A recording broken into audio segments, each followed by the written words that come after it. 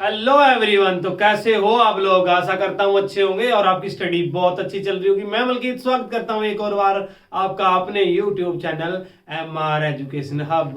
और जिस किसी भाई ने अभी तक चैनल सब्सक्राइब नहीं किया तो प्लीज जाइए चैनल को सब्सक्राइब कर लीजिए, साथ में बेल आइकन है उसको भी जरूर दबाएं। और आज मैं आपके लिए लेके आया हूँ एक और नई वीडियो जिसके अंदर हम डीपली जानेंगे पैडागोगी के बारे में, बाल विकास के बारे में। अगर पिछली वीडियो आपने नहीं देखी तो चैनल के प्लेलिस्ट में जाकर वो वीडियो जरूर विजिट करें। तो आज की हम वीडियो में जानेंगे शिशु अवस्था यानी शैशव अवस्था, उसका अर्थ, परिभाषा और विशेषताएं। कहने का मतलब जब बच्चे का जन्म होता है तो वो शुरू पहले गर्भ में होता है, उसके अंदर वो क्या होता है, उसका विकास होना स्टार्ट होता है और ये विकास काफी लंबे समय तक या मरण तक चलता रहता है, जो कभी भी नहीं रुकता। कहने का मतलब विकास वो सिचुएशन है या वो परिस्थिति है जो बच्चे के पेट से लेके बच्चे के कवर तक या इंसान के कवर तक चलती है, जिसको हम क्या कहते हैं, विकास कहते हैं। तो आज हम सबसे पहले जानेंगे शिशु अवस्था या शिशु काल किसे कहा जाता है, कौन सी एज में कैसे डिफाइन किया जाए। अलग अलग जो भी साइकोलॉजिस्ट थे तो उन्होंने अपने वे से अलग अलग विचार दिए हैं शिशु अवस्था के बारे में या शैशव अवस्था के बारे में। तो ज़्यादा टाइम नहीं लेंगे, तो डिस्कस करते हैं आज की हमारी वीडियो। तो सबसे पहले जानते हैं शैशव अवस्था। कहने का मतलब जन्म से, जन्म के बाद की अवस्था को क्या कहा जाता है, शिशु अवस्था।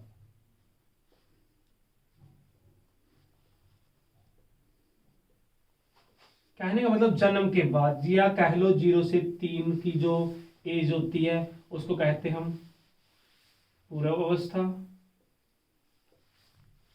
और 3 से लेकर 6 को कहते हैं हम उत्तर अवस्था। और ऐसा माना जाता है कि जो शिशु काल होता है या बच्चा जब जन्म लेता है माँ के पेट से, मोस्टली उसका विकास सबसे ज्यादा होता है। हर एक मोमेंट में बच्चा कहीं ना कहीं सीखने की कोशिश करता है, हर तरह की उसमें स्किल होती है, हर तरह की वो अपने करके सीखने का।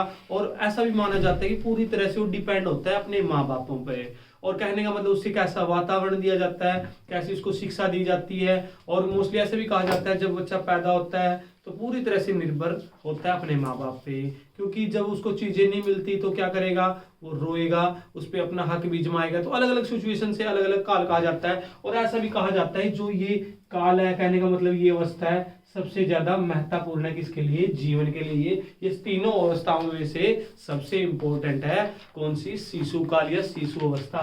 तो अलग अलग जो साइकोलॉजिस्ट थे उन्होंने क्या दी है, परिभाषा दी है, डेफिनेशन दी है। तो सबसे पहले किसने दी है,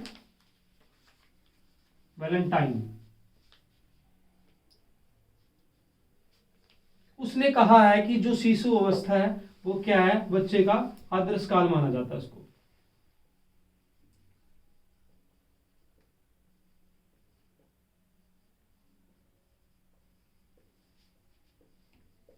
कहने का मतलब जो वैलेंटाइन है वो ऐसा कह रहा है कि जो शिशु अवस्था है या वो जो एज है, इसके अंदर बच्चा क्या करता है, सबसे ज्यादा सीखता है। हर एक सिचुएशन में उसका क्या होता रहता है, विकास होता रहता है। वो करके सीखता है, उसके अंदर नए नए विचार उत्पन्न होते हैं, वो चीजों को देखता है, उनको टच करता है, अलग अलग सिचुएशन में क्या करता है, वो सीखता रहता है। किसके अकॉर्डिंग, वैलेंटाइन के अकॉर्डिंग। उसने क्या कहा है कि जो शिशु अवस्था है वो क्या एक आदर्श काल है या एक महत्वपूर्ण काल है जिसके अंदर बच्चा सीखता रहता है। महत्वपूर्ण काल कहा है इसने इसको, क्योंकि अलग अलग क्या होंगे, जो साइकोलॉजिस्ट होंगे अपनी अपनी क्या देंगे, अलग अलग परिभाषा देंगे, उसके अंदर क्या करेंगे, उसको डिफाइन है। उसके बाद फ्राइड क्या करता है, फ्राइड का ऐसा मानना है जो बालक है जो क्या करेगा, जो भी बनना चाहता है वो क्या करेगा, 4 से 5 साल की एज में बनेगा। फ्राइड के अकॉर्डिंग जब उसकी एज क्या होगी, 4 से 5 साल के अंदर आएगी, तो जैसा वो बनना चाहे वैसा बनेगा। जिस हिसाब से क्या करेगा, वो व्यवहार करेगा जैसे वातावरण में जी रहा है। कहने का मतलब सोच करो बच्चा भी छोटा है, तब जब उसको गोद में लिया जाएगा वो क्या करेगा, मतलब उसको ये मार्कर दे दो, उसको पूरी तरह से ज्ञान नहीं है इस मार्कर का, वो कभी इसको मुंह में ले लेगा। अगर हम उससे क्या छीन लेंगे, कुछ भी चीज छीन लेंगे तो उसको गुस्सा आएगा, तो क्या करेगा, वो चीज का हक जताएगा अपना, गुस्से वैसे रोने लग जाएगा। उसके बाद जब वो चीज उसको वापस दी जाएगी तो वो ऑटोमेटिक बंद हो जाएगा। फ्राइड क्या कहता है कि अगर बच्चा सीखेगा तो कहने का मतलब 4 या 5 साल की अकॉर्डिंग से सीखकर वो क्या करेगा, उसका ही विकास निरंतर जारी रहेगा। जो उसको बनना है, जो उसका मेन स्थान है, कौन सी एज में होगा, 4 से 5 के अकॉर्डिंग, जो क्या कहता है, फ्राइड कहता है। तो वैलेंटाइन का क्या कहता था भाई, ये इसका आदर्श काल है। सबसे ज्यादा बच्चा शिशु अवस्था में सीखता है जब वो छोटा होता है। तो अलग अलग, तो इन्होंने दोनों ने क्या दिया, अलग अलग वे से क्या दिए, अपनी डेफिनेशन दी है। उसके बाद हम जानते हैं सबसे पहले, तो सबसे पहले जो अवस्था आती है विकास होता है उसका, सबसे पहले क्या होता है, विकास होना स्टार्ट हो जाता है उसका। अब मैंने आपको बताया जिस टाइम बच्चा पेट से लेके जब तक बंदा या मानव मर नहीं जाता उस टाइम से क्या चलता है, उसका विकास चल रहा है। कहीं ना कहीं ग्रोथ रुक जाती है बंदे की, जैसे हाइट होगी, उसका वेट हो गया, वो रुक जाता है, लेकिन विकास कभी भी नहीं रुकता। हर एक मोमेंट में उसका विकास होता रहता है। जैसे बच्चा पैदा होता है प्रॉपर से रोने लग जाता है, उसके बाद क्या करेगा, वो चलना सीखेगा, उसके बाद प्रॉपर वे से माँ पे डिपेंड रहेगा, कभी गिरेगा कभी उठेगा, और वो चीजों को समझने की कोशिश करेगा। कहने का मतलब देखो, उसका हाथ का अगर कई बार क्या होता है, गर्म चीज पे लग जाता है, और उसको क्या होता है, अगर दोबारा वो हाथ लगाएगा तो वो डरने लगेगा उस चीज से, क्योंकि उसको भाव हुआ है अंदर से, उसने क्या किया है, उसको टच करके सीखने की कोशिश की है। तो विकास उसका कभी नहीं रुकता। उसके बाद वो सीखेगा। तो सबसे ज्यादा बच्चा किस सिचुएशन में सीखता है, शिशु काल में सीखता है, अलग अलग से। उसकी उस जिज्ञासा रहती है मन से चीजें सीखने की, वो इशारा करेगा और उनको जानने की कोशिश करेगा, या उनके बारे में कहने का मतलब, अगर माँ उसको नॉर्मल वे में, देखो बच्चे को हम कैसी शिक्षा देते हैं, अगर हम उसको किसी भी तरह की कहानियां सुनाएंगे, किसी तरह की सॉन्ग, उसमें क्या उसकी अलग ही धबने में खोया रहेगा। और बहुत बार देखोगा बच्चा अकेला ही खेलता रहता है, वो आत्म प्यार करता है, कहने का मतलब खुद से प्यार करता है। अगर उससे कोई चीजें दे दे, उसको खिलौने से अलग अलग तरह से प्यार होना स्टार्ट हो जाता है कि मेरा ही फेवरेट खिलौना है उसको, क्योंकि उसकी चीजों की क्या हो जाती है, उसको समझ हो जाती है। और बच्चा क्या करता है, करके सीखता है इस सिचुएशन में। अलग वे में कई बार सोचता है वो अकेला खेलेगा, कई बार वो ग्रुपिज्म बना लेता है या ग्रुप में खेलना पसंद कर देता है। उसके बाद तीसरा पॉइंट आता है दूसरों पर निर्भर।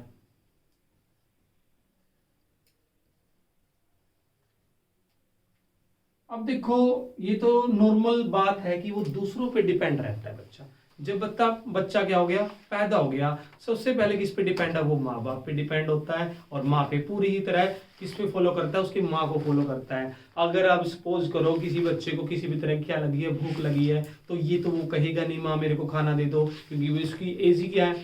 तो अकॉर्डिंग क्या करेगा, वो रोना स्टार्ट कर देगा बच्चा, क्योंकि उसकी माँ इससे ही अंदाजा लगा सकती है कि बच्चे को अभी भूख लगी है, या उसको कोई किसी भी तरह की क्या है, दुख तकलीफ है। तो क्या कर देगा, वो रोना स्टार्ट कर देगा। तो इस उद्देश्य से हम कह सकते हैं कि पूरी की पूरी तरह जो बच्चा है किस पे रहेगा, दूसरों पे डिपेंड रहेगा। अगर कहने का मतलब, अगर उसको भूख भी लगी है, तो अगर हम बच्चों को कुछ नहीं देंगे तो वो भूखा ही मर जाएगा। कहने का मतलब वो किस पे डिपेंड है, माँ बाप पे डिपेंड होता है, किसी बच्चे को कुछ खाना देना है या बच्चे को क्या लगी है, भूख लगी है। उसके बाद जो आती है, इमेजिन करेगा, कल्पना करेगा। वो क्या करेगा, इमेजिन करना स्टार्ट कर देता है। बच्चा छोटा होता, अलग अलग जो खिलौने हैं उनसे खेलना, इमेजिन करना, चीजों को समझना। अब देखो शुरू में बच्चे को हम सिखा देते हैं किसी भी खेल के अकॉर्डिंग, देख लो कि बच्चे को बताएंगे कि तुम्हारा ये कान है, ये बेटा आंखें होती हैं, ये हाथ है, ये पैर है। उसके वजह से वो चीजें पकड़ना स्टार्ट कर देगा, क्योंकि शुरू में हम जैसा बच्चे साथ बिहेव करेंगे, कहने का मतलब जब शुरू में बच्चे को अगर आप थोड़ी सी भी ज्यादा आवाज में क्या करोगे, उसको कहने का मतलब डांटोगे, तो बच्चे को अच्छा नहीं लगेगा, वो 1 मिनट में रोने लग जाएगा। अब हम पे डिपेंड होता है, माँ बाप पे डिपेंड होता है कि बच्चे का जो पालन पोषण है कैसे किया जाए, उसको कैसे सिखाया जाए, कैसे उसको वातावरण में रखा जाए, कैसे उसकी साम संभाल करने। तो ये सारा उद्देश्य किसका होता है, माँ बाप को होता है। और वो क्या करने लगता है, इमेजिन करने लगता है हर एक चीजों को पकड़ने की। अब जो उसने कुत्ता वगैरह बिल्ली वगैरह देख लिया, उसको जानने की इच्छा रहेगी कि वो क्या चीज है, उसको पकड़ने की कोशिश करेगा, क्योंकि उसको प्रॉपर वे से नहीं पता कि कौन सी चीजें ठीक है या कौन सी चीजें गलत हैं। तो उसको तो सारी की चीजें ऐसे ही लगेगी, उसको डर नाम का पता नहीं होता कि कौन सी चीज को हाथ लगाना है, कौन सी चीज को हाथ नहीं लगाना। तो इमेजिन करने लग जाता है बच्चा इस अवस्था में। उसके बाद आत्म प्रेम।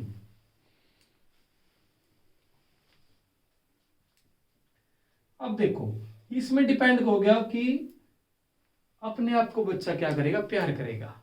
तो क्या करेगा, दूसरों में रहेगा नहीं, अपने आप अपने शरीर को अपने खिलौने से प्यार करेगा।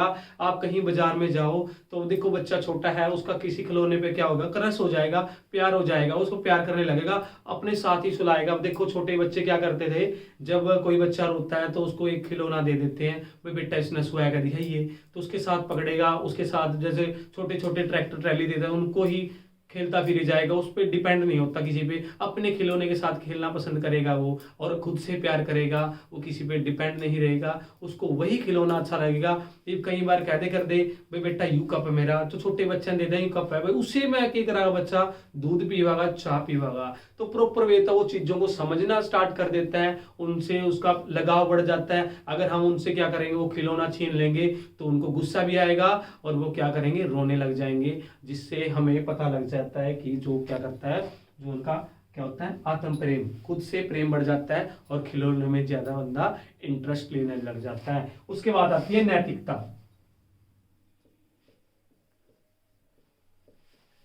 ये ज्यादा मैटर करता है, नैतिकता क्या होती है, जिसके अंदर गुण भाव, गाली देना, सारे किसी पे डिपेंड होते हैं, माँ बाप पे। अब देखो बंदा जिस सिचुएशन में रहेगा, जैसे वातावरण में रहेगा, अब सपोज करो हम पंजाब में रह रहे हैं, ठीक है ना, तो अगर कोई भी बच्चा या कोई भी व्यक्ति अगर जाएगा दूसरे वातावरण में जाएगा, अब हरियाणा की बात कर लो, वहां पर जाएगा तो जो वहां का क्या होगा, इन्वायरमेंट होगा, जो वहां का वातावरण होगा, उसके हिसाब से बच्चा सीखेगा, उनकी भाषा सीखेगा। सपोज करो 2-3 दिन तो हम पंजाबी बोलेंगे वहां पर जाकर, लेकिन जब हम हरियाणा के अंदर एंट्री करेंगे, 2-3 दिन वहां पर रहेंगे, तो किस हिसाब से फॉलो करेंगे, हम हरियाणा कल्चर को फॉलो करेंगे, उनकी जैसी आवाज स्टार्ट हो जाएगी, हम उनके जैसा बोलना कॉपी करना स्टार्ट कर देंगे, और उनके अंदर क्या आता है, नैतिक के गुण आ जाते हैं, उनको अच्छे बुरे का पता लग जाता है, जैसे माँ बाप सिखाते हैं उनको। इस उद्देश्य से माँ बाप पे डिपेंड होता है कि वो बच्चों को कैसे शिक्षा दे रहा है, कि कैसे उसके अंदर गुण आएंगे, कैसे वो बच्चा बोल रहा है, उसको बैठना सिखाएंगे, खड़ा होना सिखाएंगे, बेटा ये गलत है, ये सही है, क्योंकि ज्यादा चीजें बच्चा पकड़ता ही कौन सी अवस्था में, शिशु अवस्था में पकड़ता है सबसे ज्यादा। आप जो जो उसको दिखाओगे, सपोज करो बच्चे के पास कोई भी किसी भी तरह का पेन है, अगर वो क्या करेगा, सबसे पहले स्टार्टिंग क्या करेगा, मुंह में लेना स्टार्ट करेगा। अब सपोज करो कहीं पे तार लगी हुई है करंट वगैरह की, तो उस पर बच्चा क्या करेगा, टच करेगा, उसको नहीं पता कि कौन सी चीजें गलत है, कौन सी चीजें सही है। लेकिन अगर बच्चे को एक बार पता लग जाए, भाई मतलब जो मोटरसाइकिल का जो सिलेंसर होता है उस पर बच्चा कई बार हाथ लगा देता है गलती से, और उसको एक बहुत फील होता है उसको गर्माहट की वजह से, तो क्या करता है वो, जब उस चीज को देखेगा दोबारा टच नहीं करेगा, क्योंकि उसने महसूस किया वो चीज को, वो उस चीज से क्या करेगा, डरने लगेगा। जिसके अंदर हम क्या डालते हैं, नैतिकता बच्चों के अंदर हम ही डालते हैं, उसके अंदर अच्छा गुण, अच्छा जानना, नमस्ते करना, हम उसको बोलते हैं बेटा ये हेयर होते हैं, ये क्या होते हैं, हमारे जो क्या है टीथ हैं, अलग अलग सिचुएशन में उसके दांत निकलने स्टार्ट हो जाएंगे, इसको हाथ बोलते हैं, पैर बोलते हैं, तो बच्चा अपने आप हाथ लगा के, अगर हम उससे बोलेंगे बच्चे से बेटा तुम्हारे कान का है, तो इधर टच करेगा, अलग अलग बोलेंगे नास बेटा ये है, ये मुंह है तुम्हारा, तो जैसा हम उसको गाइड करेंगे उस हिसाब से बच्चा पकड़ना स्टार्ट कर देता है, इसीलिए इसको इंपॉर्टेंट मान जाता है। और उसके बाद आती है हमारी उचित व्यवहार। क्या होता है उचित व्यवहार,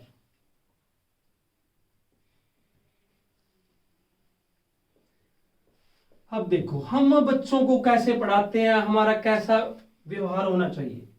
अब ये तो है नहीं, जब लड़की या कोई भी औरत बच्चे को जन्म देती है तो डिपेंड करता है वो कैसे डील करती है बच्चे के साथ। ये तो है नहीं कि बच्चा 1-2 साल का है, हम उनसे अलग वे से क्या करें, बात करें, उसको किसी भी तरह का जुल्म करें, उस पे उसको मारे पीटे, क्योंकि ज्यादा बच्चा क्या करता था, फील करता है, तो उस टाइम बच्चे को डर लगने लग जाता है। कहने का मतलब कई बार सारे तो इक्वल नहीं होते, क्योंकि 5 उंगलियां हमारी एक सी नहीं होती, तो कई तरह के माँ बाप होते हैं जो बच्चों से अच्छा व्यवहार नहीं करते, उनसे उनकी चीजें छीन लेते हैं, उनकी अच्छी वे से क्या नहीं करी जाती, परवरिश नहीं की जाती। तो हमारे व्यवहार में सिर्फ क्या होना चाहिए, प्रेम होना चाहिए, कि बच्चे को हम कैसी शिक्षा दे रहे हैं, किस वे से दे रहे हैं, वो जो हमें प्रेरणा दे रहे हैं, उसको कैसे रख रहे हैं, प्यार से रखेंगे तो बच्चा क्या करेगा, अच्छे वे से हमारे साथ भी बिहेव करेगा।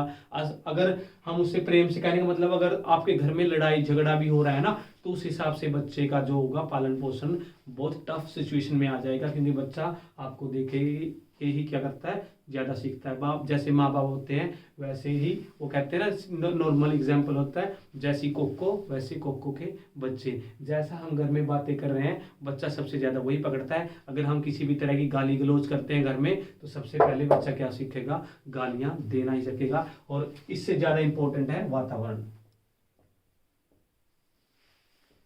अब देखो हमारे पास क्या होना चाहिए, एक तो उचित व्यवहार होना चाहिए, जो हम बच्चों को सिखाएंगे, प्यार से सिखा रहे हैं, किस वे से सिखा रहे हैं, हमारे अंदर वो भावना होनी चाहिए। दूसरा क्या करता है, वातावरण, इन्वायरमेंट भी डिपेंड करता है बच्चे को सिखाने में। अब सपोज करो जो ये छोटी जो जाति के होते हैं, ये छोटे छोटे जिनको गडरी लवार वगैरह कहते हैं, ये बेचारे जो इनके बच्चे होते हैं, अगर आज हम बातें करें तो हमारे पास तो छत है, या हर एक सिचुएशन में बच्चा, कोई भी माता पिता नहीं चाहेगा कि उसकी बच्चे की परवरिश क्या हो, टफ हो या अच्छी ना हो।